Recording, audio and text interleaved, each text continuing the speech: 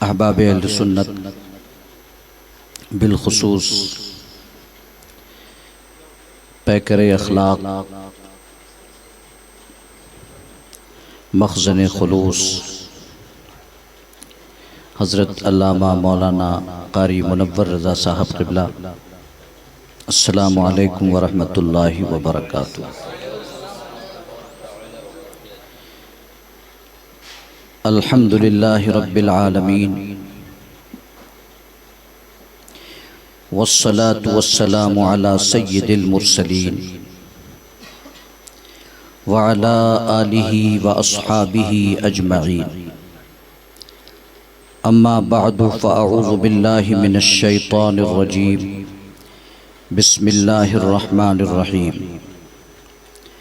الم یأن للذین آمنوا ان تخشع قلوبهم لذکر اللہ، صدق اللہ مولانا العظیم وصدق رسولنا النبی الامین الکریم، ونحن على ذلك لمن الشاہدین والشاکرین، والحمد للہ رب العالمین۔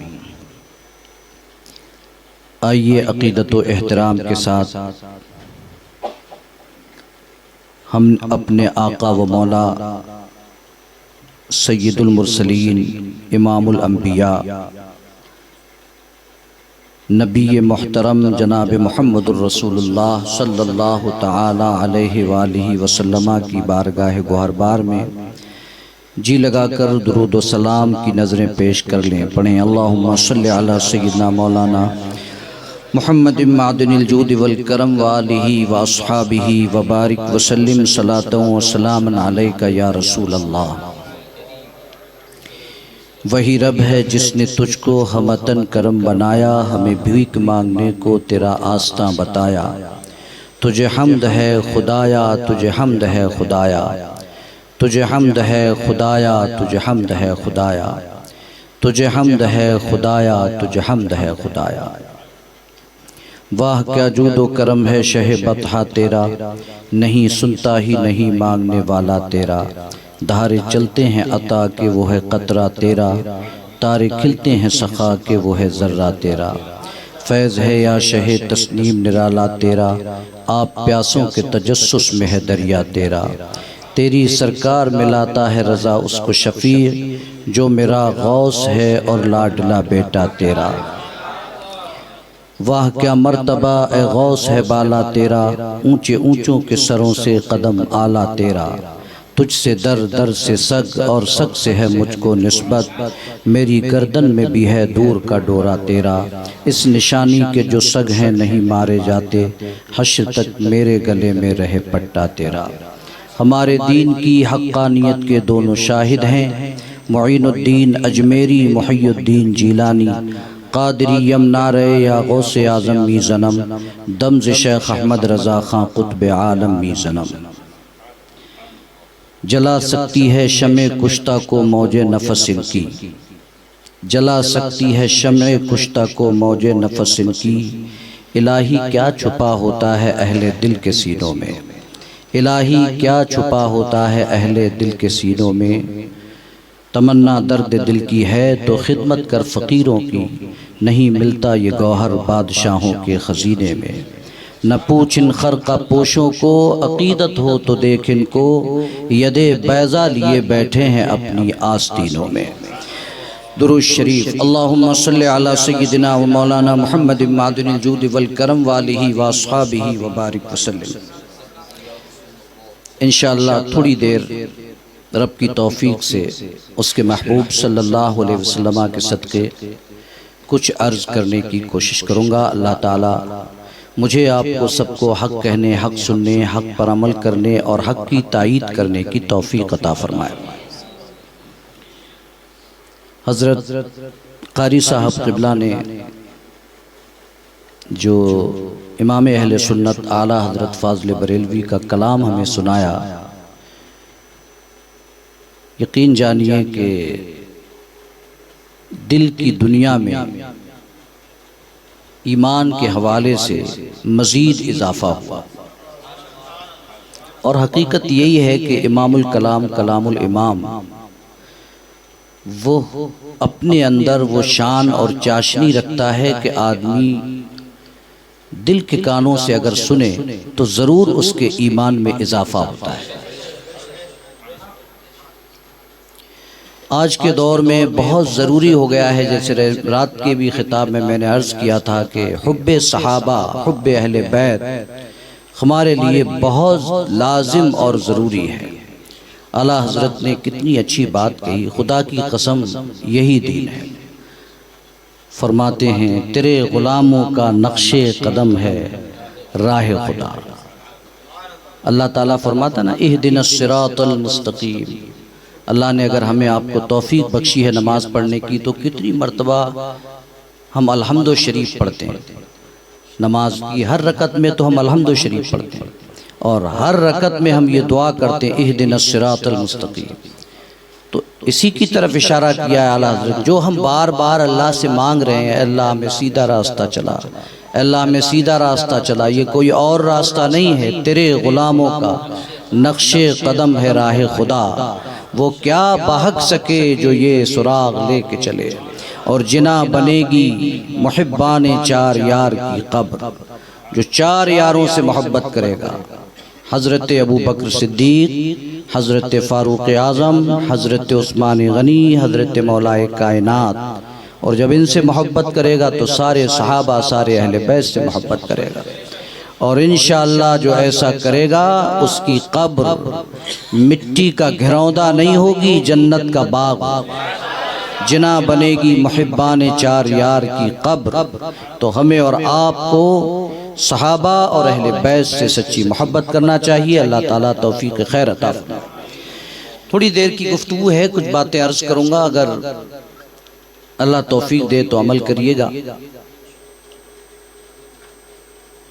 ہم سب لوگ،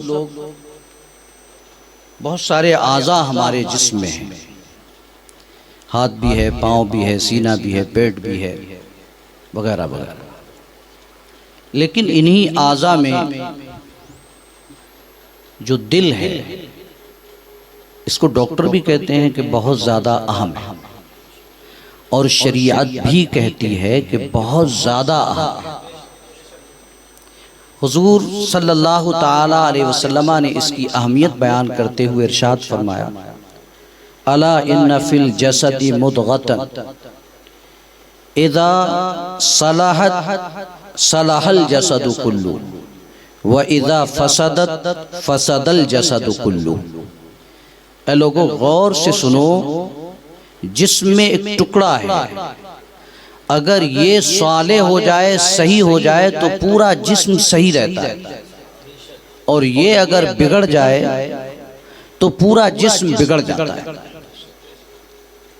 تو اس سے حدیث پاک سے ہمیں دو باتیں پتہ چلی، بلکہ تین باتیں ہم کہہ لیں خاص طور پر۔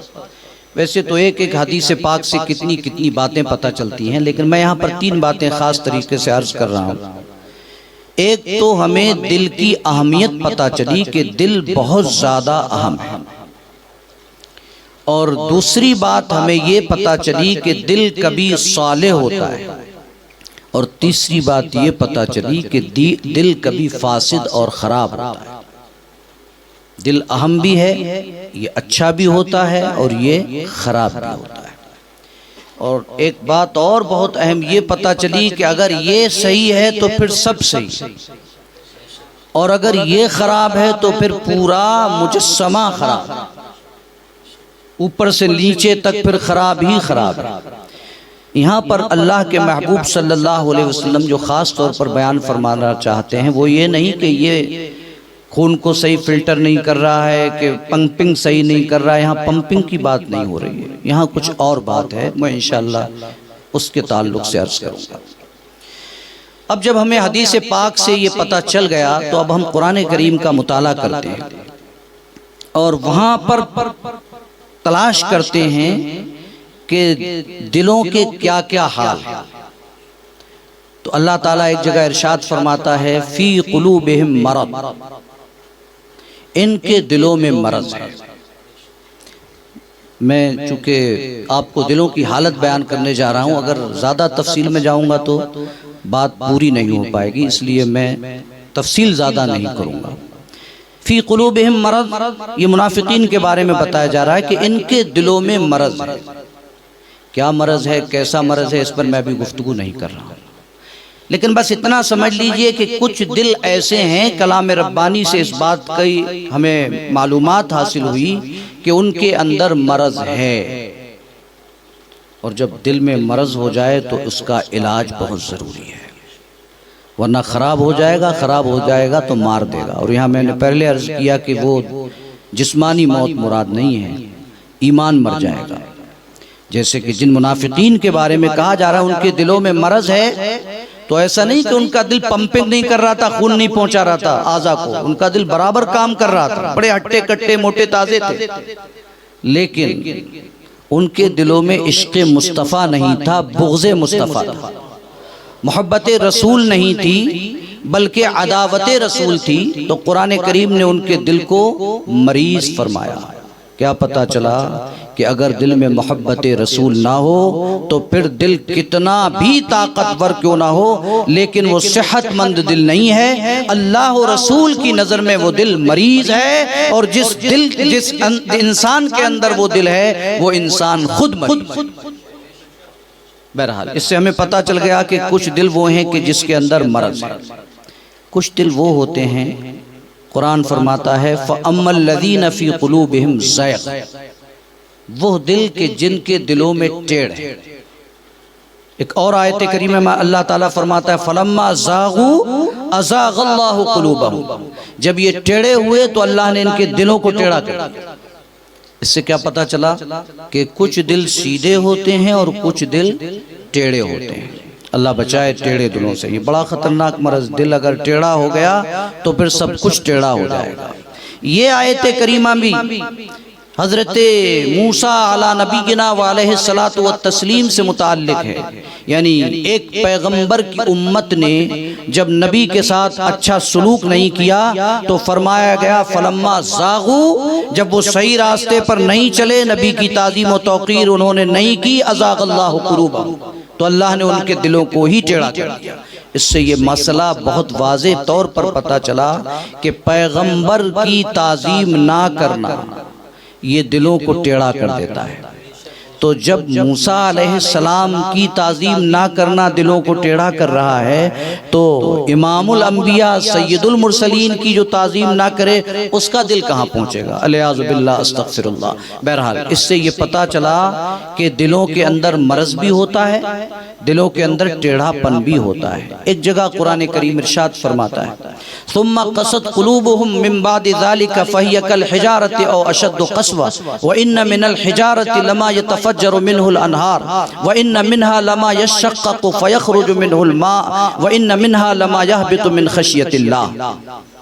فرمایا گیا کہ ثم قست قلوبهم، پھر ان کے دل سخت ہو گئے، پھر ان کے دل سخت ہو گئے۔ کیسے سخت ہو گئے؟ ثم قست قلوبهم من بعد ذلك فهي كالحجارة او اشد قسوة، تو اتنے سخت ہو گئے کہ پتھر کی طرح سخت ہو گئے، او اشد قسوة، اس سے بھی زیادہ سخت۔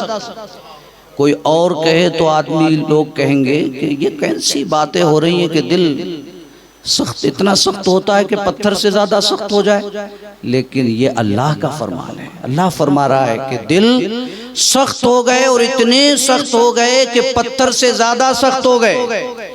کوئی نہ سمجھے تو اللہ تعالیٰ نے سمجھایا، سنو وَإِنَّ مِنَ الْحِجَارَةِ لَمَا يَتَفَجَّرُ مِنْهُ الْأَنْهَارُ، کچھ پتھر وہ ہیں کہ جب ان کے درمیان سے آپ دیکھو گے کہ چشمے جاری ہو گئے، پتھر سے پانی نکل رہا ہے۔ اور کچھ پتھر وہ ہیں کہ وَإِنَّ مِنْهَا لَمَا وَإِنَّ مِنَ وَأَشَدُّ قَسْوَةً وَإِنَّ مِنْهَا لَمَا يَشَّقَّقُ فَيَخْرُجُ مِنْهُ الْمَاءُ، اور کبھی پتھر پھٹتا ہے تو اس سے پانی نکلنے لگتا ہے۔ اور کچھ پتھر وہ ہوتے ہیں جو خوف خدا سے نیچے گر جاتے ہیں، خوف کے مارے پتھر پہاڑ سے نیچے ڈھل آتے ہیں۔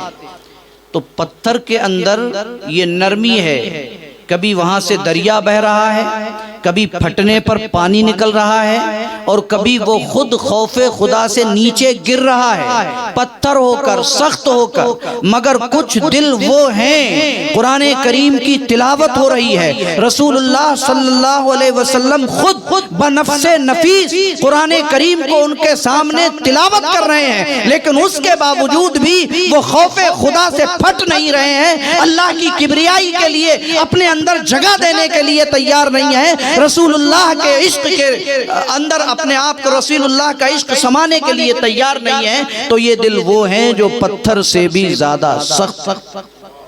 ثم قست قلوبهم من بعد ذلك فهي كالحجارة او اشد قسوة، تو کچھ دل وہ نکلے جو پتھروں سے بھی زیادہ سخت ہیں۔ اب ہم دوسری طرف چلتے ہیں، کچھ دل وہ ہیں، حضرت ابراہیم علی نبینا وعلیہ الصلاۃ والتسلیم کا قول قرآن کریم نے نقل فرمایا اور فرمایا وَلَا تُخْزِنِي يَوْمَ يُبْعَثُونَ يَوْمَ لَا يَنفَعُ مَالٌ وَلَا بَنُونَ إِلَّا مَنْ أَتَى اللَّهَ بِقَلْبٍ سَلِيمٍ، اے اللہ مجھے اس دن رسوا نہ کرنا کہ جس دن تو سب کو اپنے پاس حساب کتاب کے لیے کھڑا کرے۔ یوم لا ينفع مال ولا بنون، وہ دن کہ جس دن نہ کوئی مال فائدہ دے گا نہ اولاد فائدہ دے گی، الا من اتی اللہ بقلب سلیم، مگر ان کو فائدہ ملے گا جو قلب سلیم لے کر اللہ کی بارگاہ میں حاضر ہوا۔ یہاں پر ایک دل کی بات ہوئی جسے قلب سلیم کہا گیا۔ قلب سلیم کا مطلب وہ دل جو شرک سے پاک ہو، کفر سے پاک ہو، اخلاق رذیلہ سے پاک ہو، اور اس میں ایمان ہو، توحید کی قدریں ہوں، عشق مصطفیٰ ہو، اعمال صالحہ ہوں، اخلاق عظیمہ ہوں، وہ دل قلب سلیم ہے۔ تو ایسا دل جو لے کر آئے گا، تو پہلے تو فرمایا گیا کہ اس دن یعنی قیامت کے دن کی بات ہو رہی ہے کہ قیامت کے دن نہ مال فائدہ دے گا، سب سن لیں، نہ مال فائدہ دے گا، چاہے تھوڑا ہو چاہے زیادہ ہو، کتنا بھی ہو، مال فائدہ نہیں دے گا، اور نہ ہی اولاد فائدہ دے گا۔ آدمی جو بگڑتا ہے وہ یہی دو چیزیں ہیں انسان کو بگاڑنے کی، یا تو مال بگاڑتا ہے، مال کے چکر میں آدمی بگڑتا ہے، یا اولاد کے چکر میں، اولاد کو یہ کر دوں، اولاد کے لیے یہ کر دوں، اولاد کے لیے یہ کر دوں، یہ کر دوں میں اپنا مرن کر لیتا ہے آدمی۔ آدمی کتنا بھولا ہے، بھولا نہیں کتنا بے وقوف ہے کہ یہ سب چھوڑ کر جائے گا، اس کے بعد وہ مال کس کا ہے؟ اس کا تو نہیں نا، یہ تو قبر میں چلا گیا۔ جتنا بھی چھوڑ کر گیا یہ دوسروں کے لیے چھوڑ کر گیا، کمانے کا حساب کون دے گا؟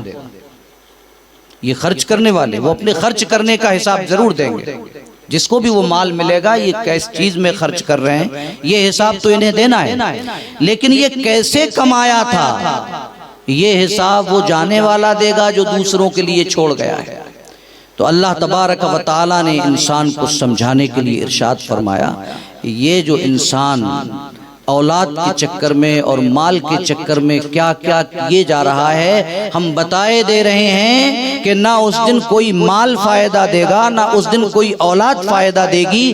ہاں فائدہ ملے گا، مگر انہی لوگوں کو ملے گا کہ جو قلب سلیم لے کر اللہ کی بارگاہ میں حاضر ہوں گے۔ ظاہر سی بات ہے کہ جو قلب سلیم لے کر اللہ کی بارگاہ میں حاضر ہوئے ہوں گے تو پھر انہوں نے دنیا میں وہی کیا ہوگا جو اللہ نے چاہا ہوگا، جو اللہ چاہتا ہے، جس میں خدا کی رضا ہے، خدا کے رسول کی رضا ہے۔ اگر ایسا کر کے وہ دنیا سے جائیں گے تبھی تو وہ قلب سلیم لے کر جائیں گے، اور جو ایسا جائیں گے ان کے لیے ان کا مال بھی فائدہ دے گا، جو دنیا میں وہ چھوڑ گئے، جو خرچ کر کے گئے وہ مال بھی فائدہ دے گا، اور جو اولاد صالحہ نے صالح اعمال کیے وہ اعمال بھی اس کو فائدہ دیں گے، لیکن شرط وہی ہے کہ اس کے پاس قلب سلیم ہونا چاہیے۔ تو ابھی آپ نے دیکھا ایک طرف وہ دل تھے، کوئی دل ٹیڑھا تھا، کوئی پتھر سے زیادہ سخت تھا، کوئی دل بیمار تھا، اور ادھر ایک وہ دل ہے جو قلب سلیم ہے، اور اس کے اندر جو فوائد سما سکتے ہیں وہ آپ دیکھ رہے ہیں کہ اللہ تبارک و تعالیٰ اسے قیامت میں کیسے فوائد عطا فرمائے گا۔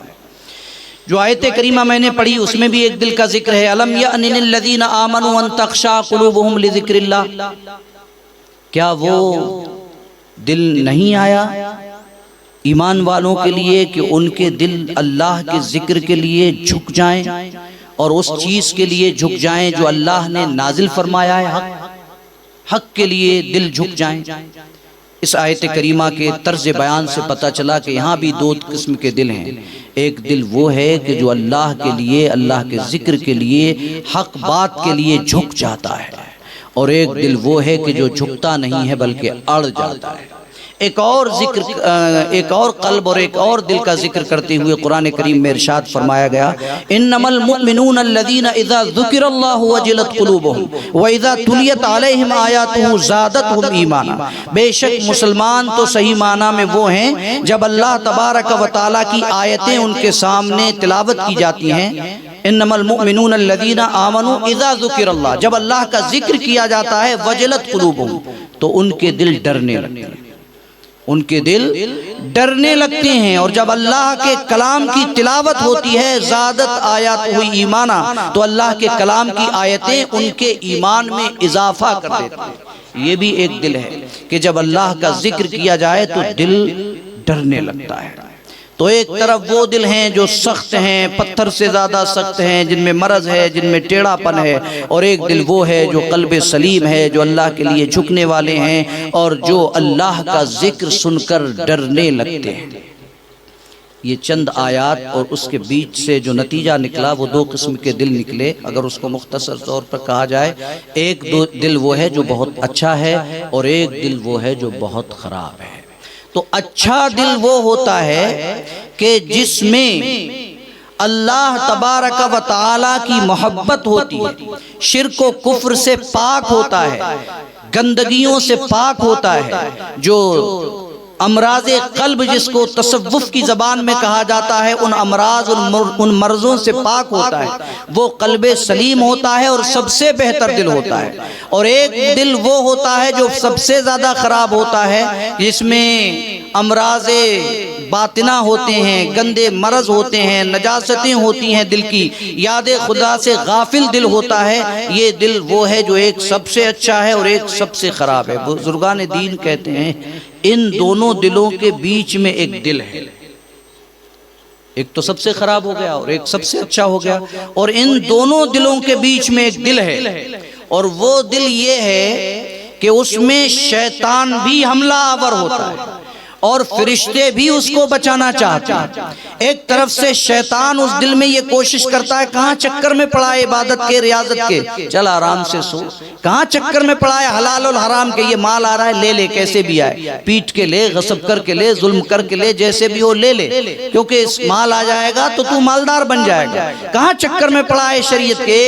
ایک طرف شیطان اس دل کو اس قسم کے خیالات سے آشنا کرتا ہے اور کوشش کرتا ہے کہ یہ میری بات مان لے، اور دوسری طرف فرشتے اس دل میں کہتے ہیں، القا کرتے ہیں، موت سامنے ہے، ابھی مر جائے گا، پھر مرے گا تو پھر قبر سامنے ہے، وہاں پر پہنچنا ہے، پھر قبر کے بعد حشر سامنے ہے، جو کیا ہے وہ سب کا حساب دینا پڑے گا۔ تو یہ دو دلوں کے بیچ میں جو دل ہیں، ان دلوں کو بہت کوشش کرنے کی ضرورت ہے کہ وہ کس طریقے سے شیطان کے حملوں سے بچیں اور اچھے خیالات کا مخزن بنے۔ اگر فرشتوں کی القا کی گئی چیزوں پر ان دلوں نے دھیان دیا تو یہ دل قلب سلیم بن جائیں گے، اور اگر شیطان کے وسوسوں کے چکر میں یہ پڑ گئے تو یہی دل فاسد، خراب اور پتھروں سے زیادہ سخت ہو کر کے سب سے بیکار کیٹیگری میں چلے جائیں گے۔ خداوند قدوس ہمارے دلوں کو بہتر فرمائے، ہمارے دلوں کو وہ عظمتیں عطا فرمائے، اور ان عظمتوں کا صدقہ عطا فرمائے۔ اللہ تعالیٰ نے جو عظمتیں صحابہ اکرام کو عطا فرمائی تھی، اہل بیت کو عطا فرمائی تھی، جن دلوں میں اللہ تبارک و تعالیٰ نے عشق مصطفیٰ کو بھر دیا تھا، اور عشق مصطفیٰ سے ان دلوں میں اعمال صالحہ کی رغبت پیدا ہو گئی تھی۔ خداوند قدوس اپنے محبوب کے صدقے ہمیں وہی دل عطا فرمائے اور وہی قدریں عطا فرمائے جو امام اہل سنت اعلیٰ حضرت فاضل بریلوی کو ملا تھا، کہ اس دل نے امام اہل سنت اعلیٰ حضرت فاضل بریلوی کو ہر حق کا ساتھی بنا دیا تھا اور ہر باطل کے خلاف ایک عظیم الشان فوجی بنا کر کے کھڑا کر دیا تھا، اور وہ دنیا کو یہ پیغام دیتے ہوئے دنیا سے چلے گئے، اے عشق تیرے صدقے جلنے سے چھٹے سجدے، جو آگ بجھا دے گی وہ آگ لگائی۔ اللہ تعالیٰ اس بزم کو قبول فرمائے اور اس بزم کے بانی جناب حنیف بھائی اور ان کے بیٹے اور ان کے تمام اہل خانہ کو برکتیں اس کی خاص عطا فرمائے اور ہم سب کو برکتیں عطا فرمائے۔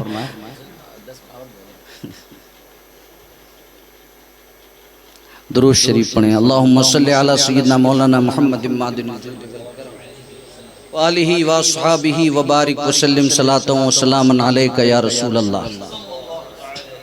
سرکار غوث اعظم رضی اللہ تعالیٰ عنہ فرماتے ہیں، لوگوں کی چار کیٹیگری، کتنی؟ چار۔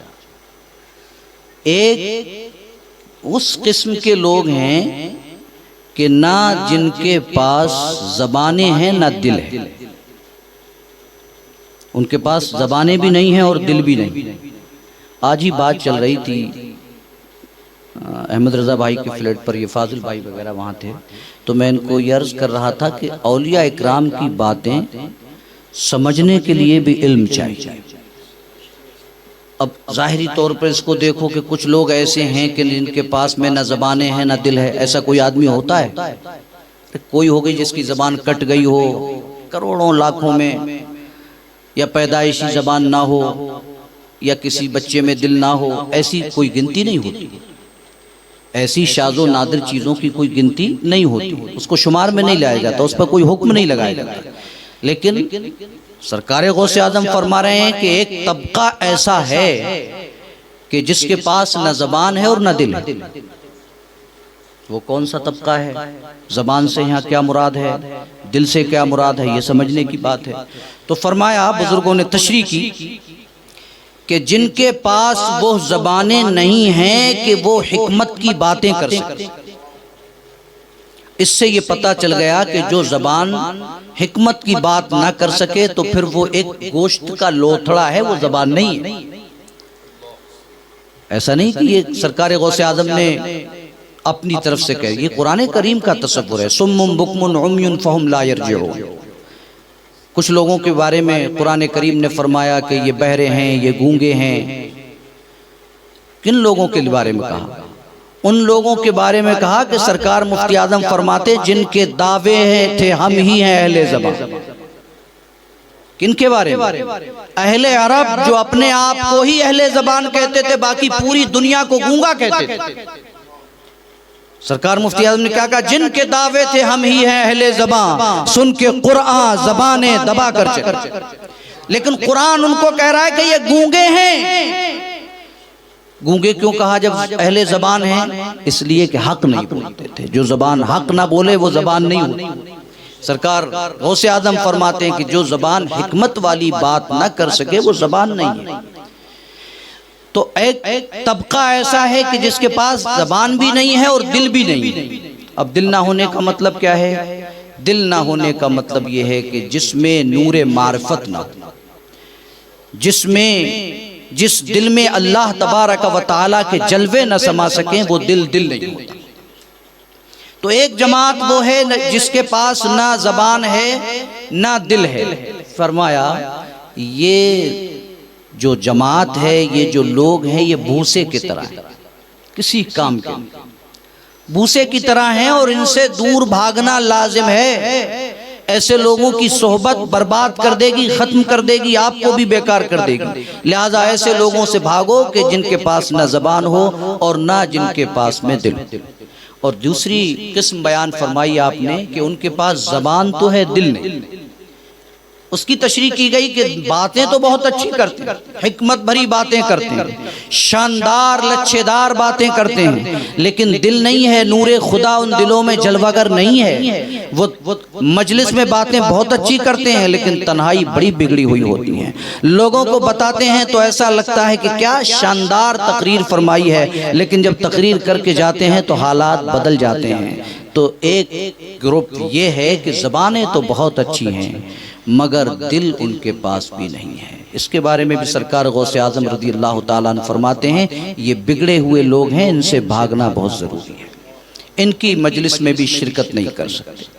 تیسرے وہ لوگ ہیں کہ جن کے پاس دل ہیں، زبانیں نہیں، ان کے پاس اللہ نے وہ دل دیے ہیں کہ جس میں اللہ تبارک و تعالیٰ کی عظمت کا نور سمایا ہوا ہے، اعمال کی قدریں ان کے اندر ہیں، لیکن حکمت خدا بندی نے ان کی زبانوں پر مہر لگا دی۔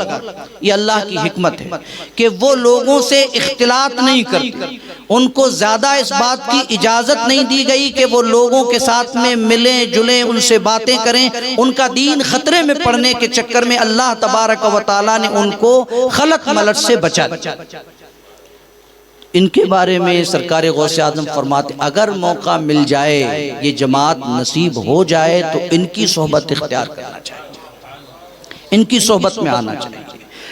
اور چوتھا طبقہ وہ ہے کہ جس کے پاس زبانیں بھی ہیں اور جس کے پاس دل بھی ہے، حکمت کی باتیں بھی کرتے ہیں اور دل ان کا نور الہی سے منور ہے، اعمال کی قدریں اللہ تبارک و تعالیٰ نے ان کے دلوں میں سمو دی ہیں، تو ان کی زبان ان کے اعمال کی مخالفت نہیں کرتی، ان کے اعمال ان کی زبان کی مخالفت نہیں کرتے۔ اللہ نے زبانیں بھی دی ہیں، حکمت بھری باتیں بھی کرتے ہیں، دل کو اپنے جلووں سے منور کر دیا ہے، اعمال صالحہ کی کھیتی ہری بھری ہے۔ سرکار غوث اعظم رضی اللہ تعالیٰ عنہ فرماتے ہیں یہ وہ جماعت ہے جو انبیاء و مرسلین کی نیابت کرتی ہے، اور اسی جماعت کو علماء صالحین کو ہی اس جماعت کا درجہ دیا جاتا ہے۔ لہذا باعمل علماء کی جماعت وہ جماعت ہوتی ہے جن کے پاس زبانیں بھی ہیں، جن کے پاس دل بھی ہے، ان کی صحبت اگر میسر آ جائے تو یہ انسانوں کی کایا پلٹ دیتے ہیں اور دنیا داروں کو بھی دیندار بنا کر کے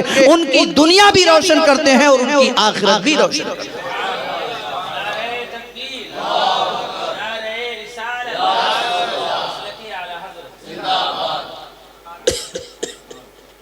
تو سرکار غوث اعظم رضی اللہ تعالیٰ عنہ نے یہ بیان فرمانے کے بعد ارشاد فرمایا میں نے لوگوں کی قسمیں تمہارے سامنے بیان کر دی ہیں، اب تم پہلے تو اپنا پتہ لگاؤ کہ تم کہاں ہو،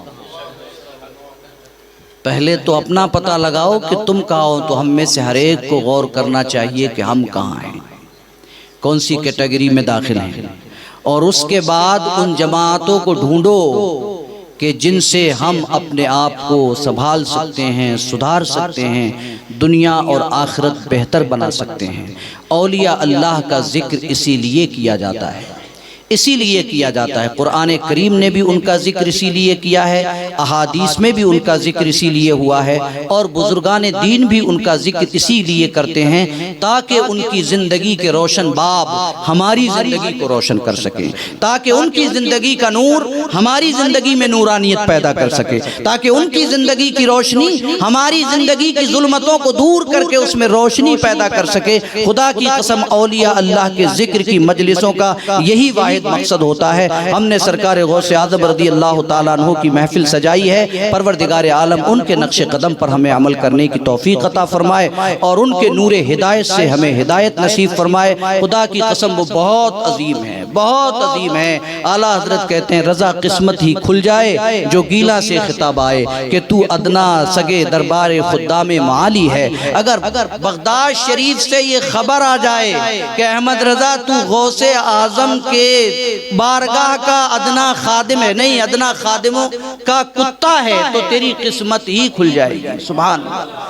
تو ایسے پیر کے ہم مرید ہیں، ان سے ہماری نسبت ہے، اگر اس کے باوجود بھی ہماری زندگی کی تاریکیاں دور نہ ہوں تو کتنی بڑی محرومی ہے۔ سرکار غوث اعظم ہم پر اپنا فیضان نظر جاری فرمائیں اور ان کے نقش قدم پر چل کر ہم اپنی دنیا و آخرت کو سنواریں۔ اللہ تعالی ہمیں ایسی توفیق عطا فرمائے۔ وما علینا الا البلاغ۔ السلام علیکم۔